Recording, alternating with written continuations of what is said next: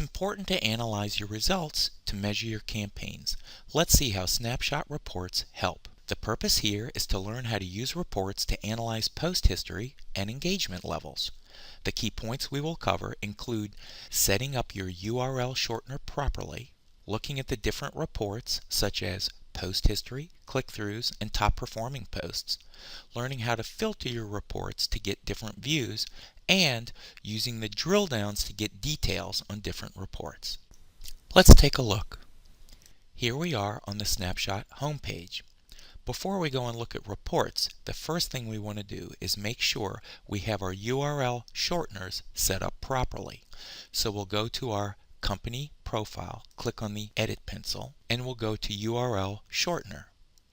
The important thing here is to understand that if you want to measure each individual post and see how many click-throughs each one of those got, you'll need to make sure that you have a Google URL shortener set up and that you're logged in with your browser. To learn more about URL shorteners, click here, and you can read this article.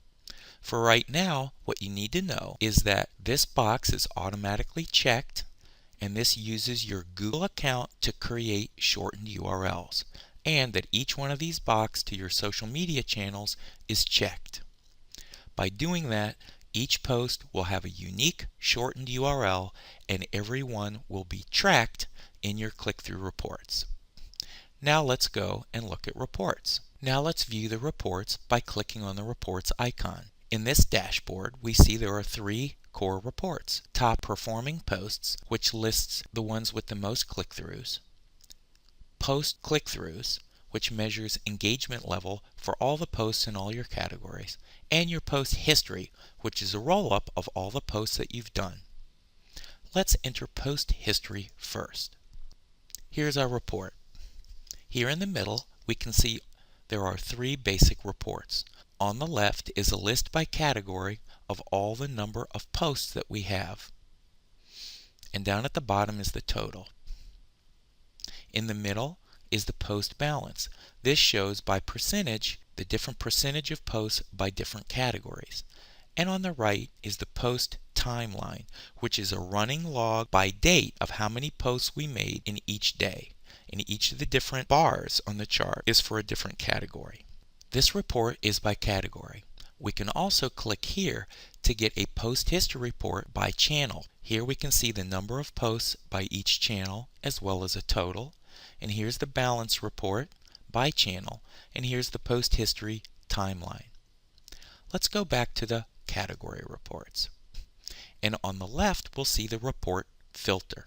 The first is the date. It defaults to the past 30 days, but you can also look at the past 7 days or just today, the past 6 months, or the past year. If you have a campaign that you'd like to measure, you can set specific dates by clicking here and choosing a start date and an end date. All the categories are enabled by default, but you can uncheck any one of them to remove them from the filter. Down at the bottom, all of the channels are included by default, but you can check and uncheck these. If you make any changes, simply apply them here. Let's do a view for the past 6 months and we'll apply it. And we can see how all the reports have changed. We'll go back to the past 30 days and apply that. Now let's close this report.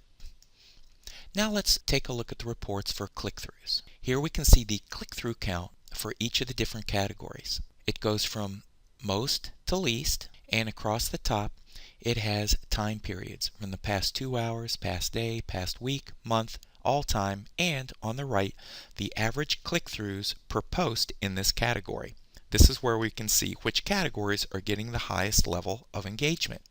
Here is the category names, and on the left is the report filter by date, by category, and by social channels.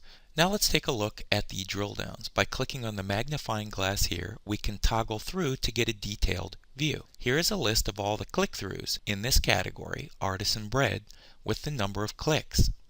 It starts off with this very popular post here, and it goes down here. If we'd like to get details on any particular post, we can click the post to get another level of detail on the analytics.